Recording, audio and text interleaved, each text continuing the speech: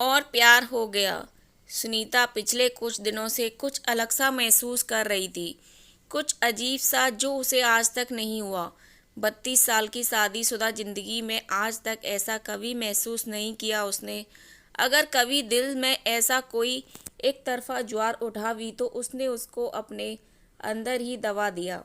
यही तो था उसकी जिंदगी का सच, जो बंद आंखों से भी वो अपनी 32 साल की शादीशुदा जिंदगी को फ्लैशबैक में जाकर किसी फिल्म के दृश्यों की भांति देख रही थी।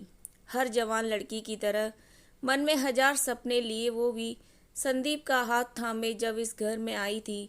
32 साल पहले जब किसी लड़की को शादी से पहले किसी लड़के की तरफ देखना तो दूर सपने में भी देखने की इजाज़त नहीं होती थी, तब संदीप उसकी ज़िंदगी में आए।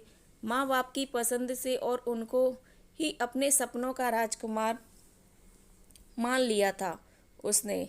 लेकिन हर बीतते दिन के साथ वो अपनी आंखों के सामने ही अपने सपनों को चकनाचूर होते देखती रही। संदीप तो उसके सपनों वाले राजकुमार से बिल्कुल अलग थे। वो एक आदर्श बेटा थे, पति भी थे और अपने बच्चों के आदर्श पापा भी।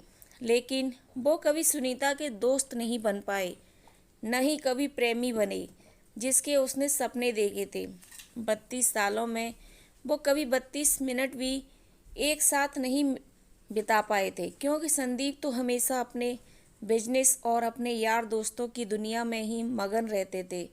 उनकी पत्नी सिर्फ पत्नी थी, जिसकी भावनाओं से उन्हें कोई सरोकार नहीं था। सुनीता उनके मुंह से प्यार की या तारीफ के दो बोल सुनने को तरस जाती थी। कई बार तो जानबूझकर किसी काम में देरी कर देती कि शायद थोड़ा डांट ही दे, लेकिन पता नहीं वो किस मिट्टी के बने थे।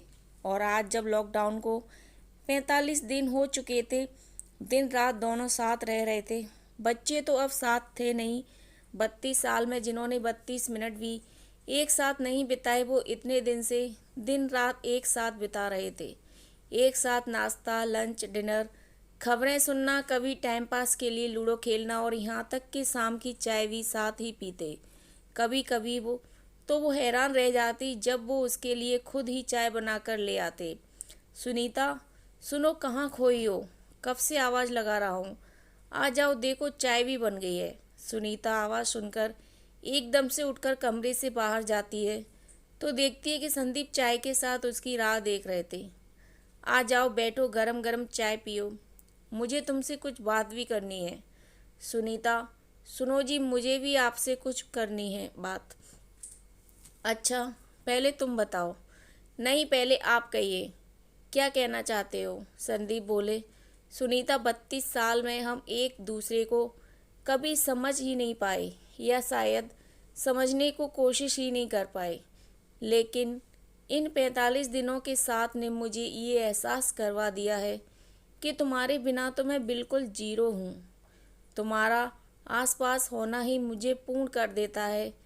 तुम हो तो मैं हूँ, तुम नहीं हो तो मैं कुछ भी नहीं। अब जाके एहसास हुआ है कि इस रिश्ते की अहमियत क्या होती है। क्या तुम मुझे माफ़ कर सकोगी? शायद ये कहने में मैंने बहुत देर कर दी, लेकिन सच में सुनीता, मुझे अब तुमसे प्यार हो गया है।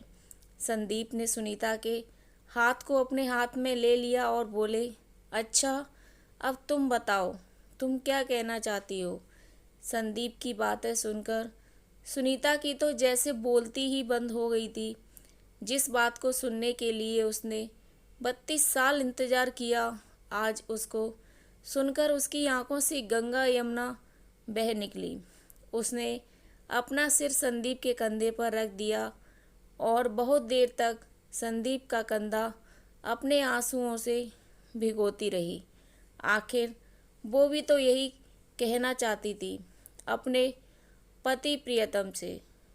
दोस्तों, यह कहानी कैसी लगी? अच्छी लगी हो तो वीडियो को लाइक, शेयर एंड सब्सक्राइब करिएगा। धन्यवाद।